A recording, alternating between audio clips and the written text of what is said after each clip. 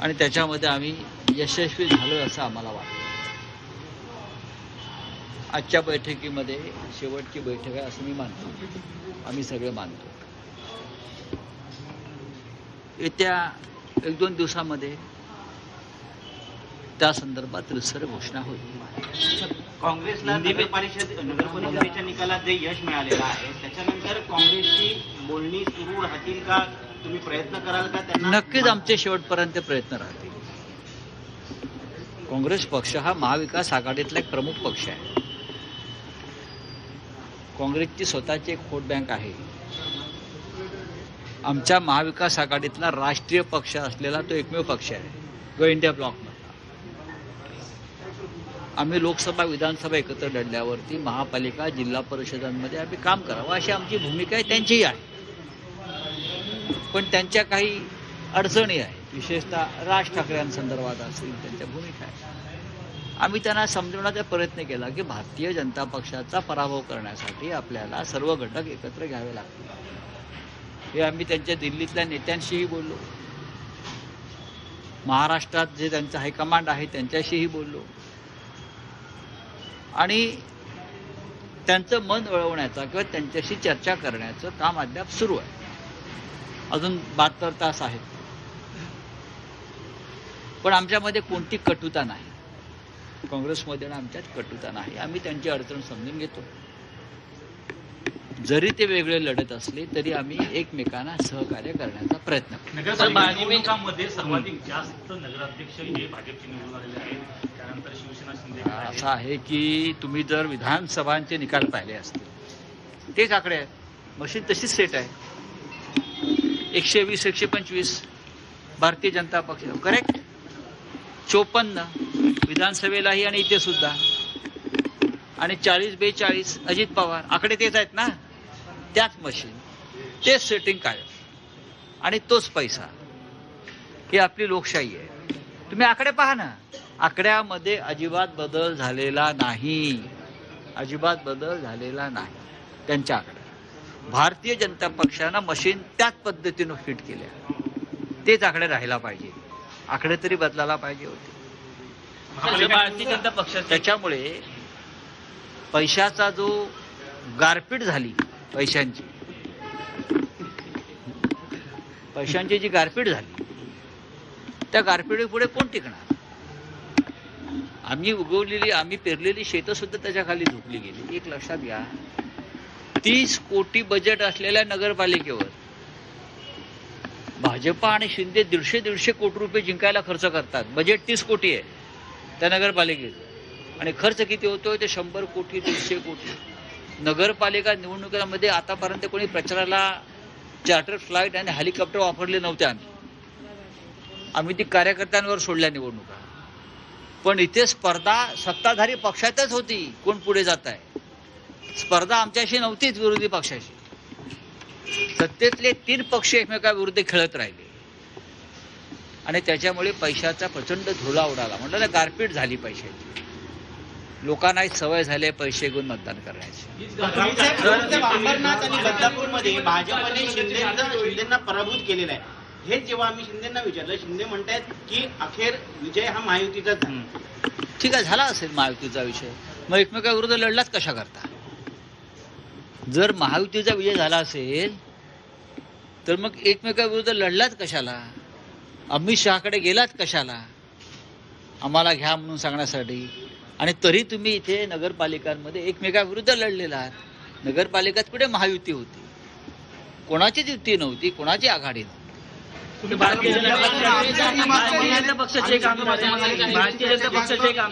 मुंबई महानगरपालिकेला निवडून आणू म्हणले.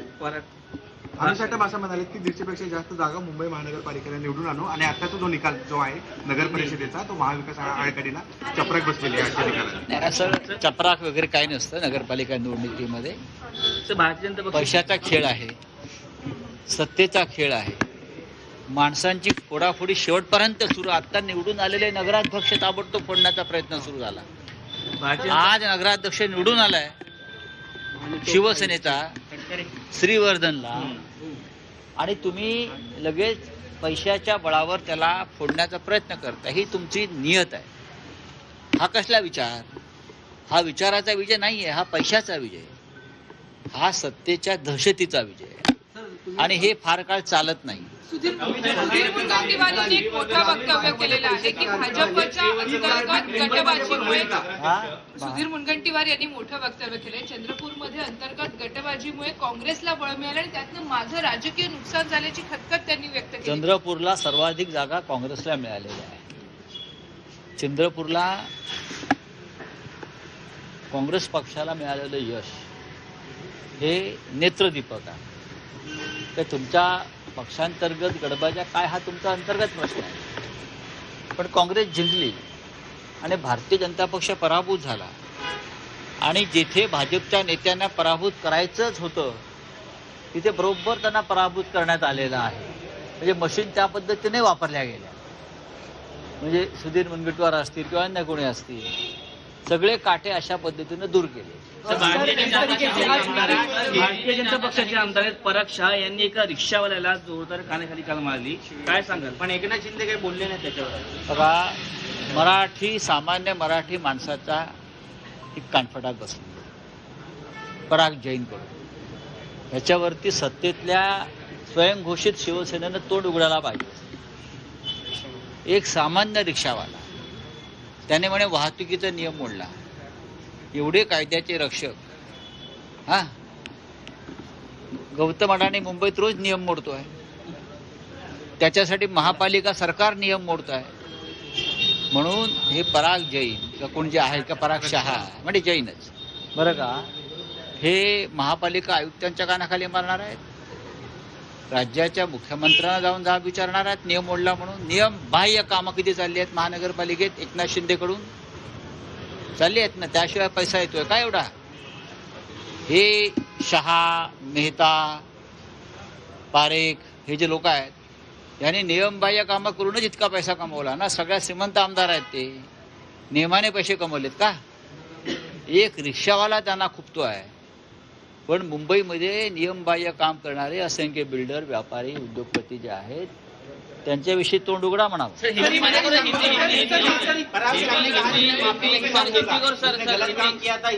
गलत काम क्या एक रिक्शा ने किया है, आप नहीं किया, आपकी सरकार ने नहीं किया, मुख्यमंत्री नहीं करते.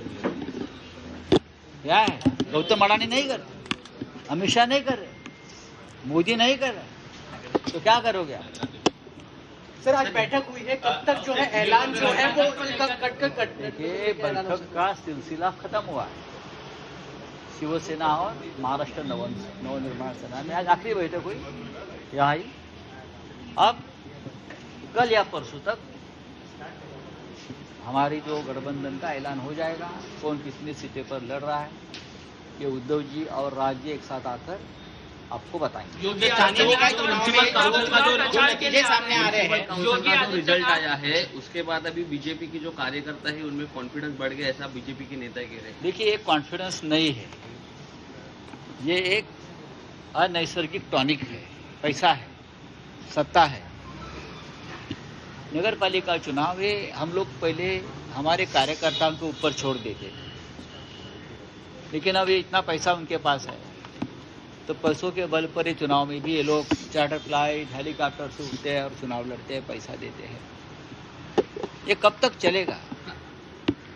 मुझे विश्वास है ये ज्यादा दिन नहीं चलेगा. योगी आदित्यनाथ और जनमतचा जो है वो चुनाव प्रचार कर रहे हैं. आपण बघतोय शिवसेना उद्धव बाळासाहेब ठाकरे पक्षाचे नेते खासदार संजय राऊत यांनी या निवडणूक निकालांवर भाष्य केलेलं आहे. भाजपनं मशीन फिक्स केल्याचा आरोप संजय राऊत यांनी केलेला आहे. विधानसभेचाच निकाल आताही दिसला, भाजपने आकडेही बदलले नसल्याचं म्हणत संजय राऊत यांनी निवडणुकीत पैशांची गारपीट केल्याचा सत्ताधाऱ्यांवर आरोप केला. याचबरोबर संजय राऊतांनी बोलताना म्हटलेले 2 दिवसात युतीची घोषणा होण्याची शक्यता आहे आणि त्याचबरोबर भाजपनं मशीन